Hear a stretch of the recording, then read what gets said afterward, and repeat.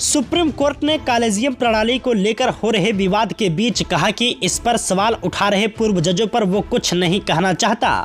दरअसल आपको बता दें, सुप्रीम कोर्ट ने कहा कि मौजूदा कॉलेजियम प्रणाली को कुछ ऐसे लोगों के बयानों के आधार पर बेपटरी नहीं किया जाना चाहिए जो दूसरों के कामकाज में ज़्यादा दिलचस्पी रखते हों। इसके साथ ही उसने जोर दिया कि सर्वोच्च अदालत सबसे पारदर्शी संस्थानों में से एक है। वहीं न्यायपालिका के भीतर विभाजन और न्यायाधीशों द्वारा संवैधानिक कोर्ट में जजों की नियुक्ति की मौजूदा व्यवस्था को लेकर सरकार के साथ बढ़ते विवाद के बीच सुप्रीम कोर्ट ने कहा कि वह कुछ पूर्व न्यायाधीशों के बयानों पर कोई टिप्पणी नहीं करना चाहता जो कभी उच्चतम कॉलेजियम के सदस्य थे और अब व्यवस्था के बारे में बोल रहे हैं। Justice MR. शाह और न्यायमूर्ति सी.टी. रवि कुमार की बेंच ने कहा कि इन दिनों कॉलेजियम के उस समय के फैसलों पर टिप्पणी करना एक फैशन बन गया है जब वे पूर्व न्यायाधीश कॉलेजियम का हिस्सा थे। हम उनकी टिप्पणियों पर कुछ भी नहीं कहना चाहते हैं।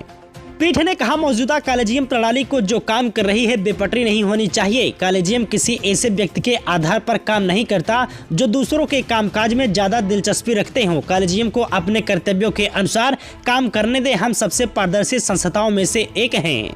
पीठ ने कहा कि मौजूदा कॉलेजियम प्रणाली जो काम कर रही है बेपटरी नहीं होनी चाहिए। कॉलेजियम किसी ऐसे व्यक्ति के आधार पर काम नहीं करता जो दूसरों के कामकाज में ज़्यादा दिलचस्पी रखते हों।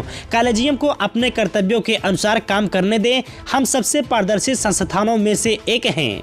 पीठ आरटीआई यानी कि सूचना का अधिकार कार्यकर्ता अंजलि भारद्वाज की उस याचिका पर सुनवाई कर रही थी जिसमें दिल्ली हाई कोर्ट के एक आदेश को चुनौती दी गई है।